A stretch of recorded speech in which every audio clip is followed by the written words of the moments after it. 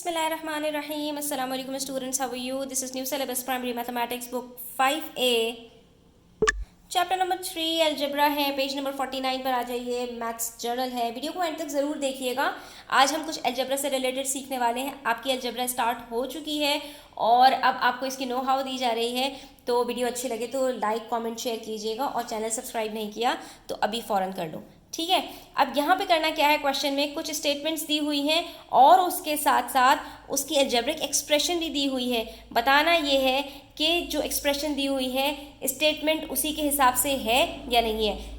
Statement को समझना कुछ मुश्किल नहीं होता स्टूडेंट्स. आपने सिर्फ ये देखना है कि ऐड, सब्ट्रैक्ट, लेस, मोर, ये सब कहाँ लिखा हुआ है. ठीक है. अब ये चीज़ें अगर आपको समझ में आती हैं तो आप आसानी से बता सकते हो कि एक्सप्रेशन क्या होगी. सबसे पहले हमसे कहा ऐड 5 टू 2a. 5 को ऐड कर दो 2a के साथ, यानी 2a में प्लस कर दो 5 को. Is the same as 2a plus 5. Of course 2a में 5 को प्लस कर दो तो येस इट्स करेक्ट. हम यहाँ पर लिख देंगे this is correct.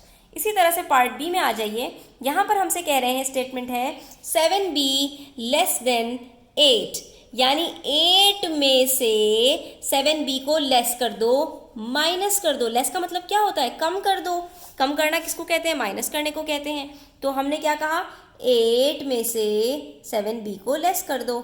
Is the same as 7b minus 8. No students, मुझे एक बात बताइए, 5 माइनस 4 और 4 माइनस 5 सेम होता है? नो, क्योंकि ये सब्ट्रैक्शन है और इसमें हमेशा हम बड़े नंबर में से छोटे नंबर को सब्ट्रैक्ट कर रहे होते हैं, वरना हमारे पास जो आंसर है वो पॉजिटिव से नेगेटिव हो जाता है. ये भी आप बहुत जल्द सीखने वाले हैं. ठीक है.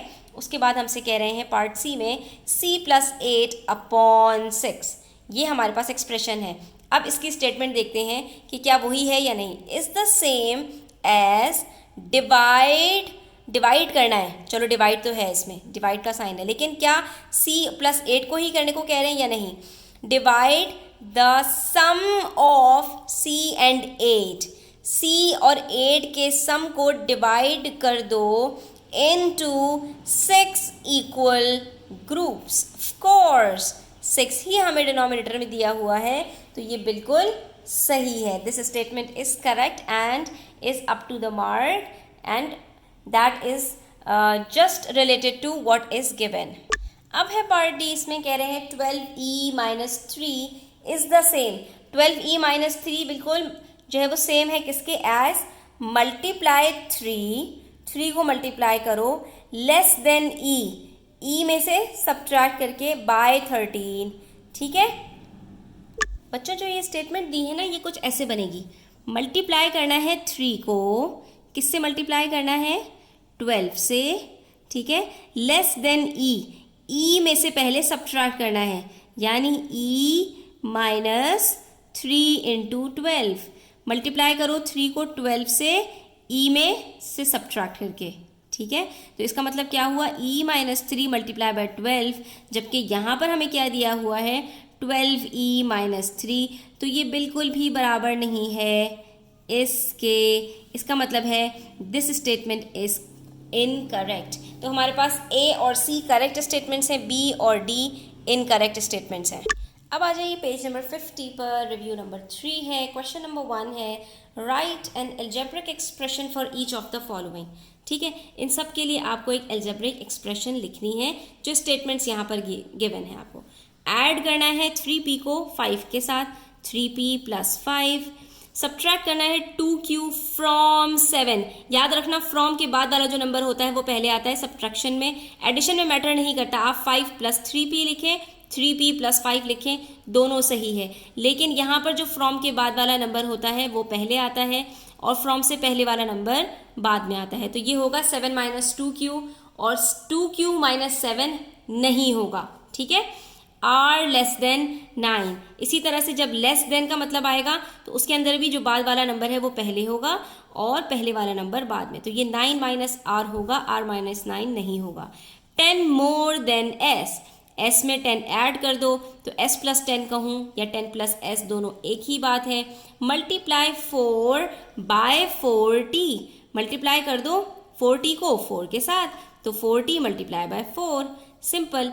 डिवाइड कर दो 9u प्लस 1 बाय 6.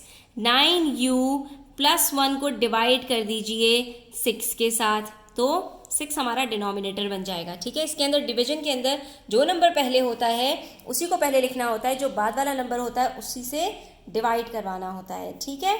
उसके बाद आ जाइए पार्ट जी पर, 6 ग्रुप्स ऑफ वी, ग्रुप्स का मतलब 6 multiply by V, 6v, 12 times of w, times का मतलब भी मल्टीप्लाई होता है 12w, 12 multiply by w, divide x into 4 equal groups, x को डिवाइड कर दो 4 ग्रुप्स से यानी 4 से, ठीक है।